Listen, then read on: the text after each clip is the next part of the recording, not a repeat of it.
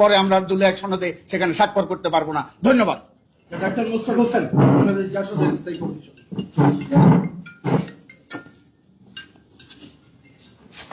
উপস্থিত সাংবাদিক বন্ধুগণ, আপনাদেরকে প্রতি কৃতজ্ঞতা। আপনারা গভীর রাত পর্যন্ত আছেন আমাদের সাথে। আমরা জাতীয় ঐক্যমত্য কমিশনে প্রথম থেকে বলে আসছি, যখন এই প্রস্তাবটা আনা হয়, এই ধরনের যে বিষয়গুলো আমাদের ঐক্যকে নষ্ট করতে পারে, আমি ডিনামাইট হিসাবে উল্লেখ করেছি যে ডিনামাইটকে এড়িয়ে আমাদের সামনে যাওয়া উচিত। আমরা যে এখানে পা দেই, আমাদের ঐক্য বিনষ্ট হবে। আমি যারা আমাদের অন্যান্য 3 সংগঠন বলেছেন, দুটো যুক্তি দিতে চাচ্ছি না।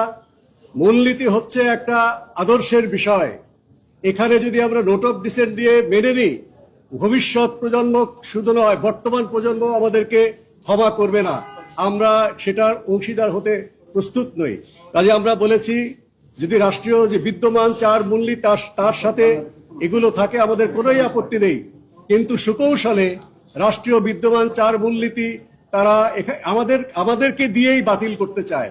ভবিষ্যতে যদি জনগণ না চায়, সে বিষয়ে আমরা হয়তো আমাদের বক্তব্য দিয়ে রাজনীতি করব, আন্দোলন করব, সংগ্রাম করব, অবরোধ করব, হরতাল করব, কিন্তু আমাদেরকে দিয়েই এটাকে মানে রাষ্ট্রীয় বিদ্যমান 4 মূলনীতিকে হত্যাকাণ্ড, সেই আত্মহত্যা আমরা করতে পারি না।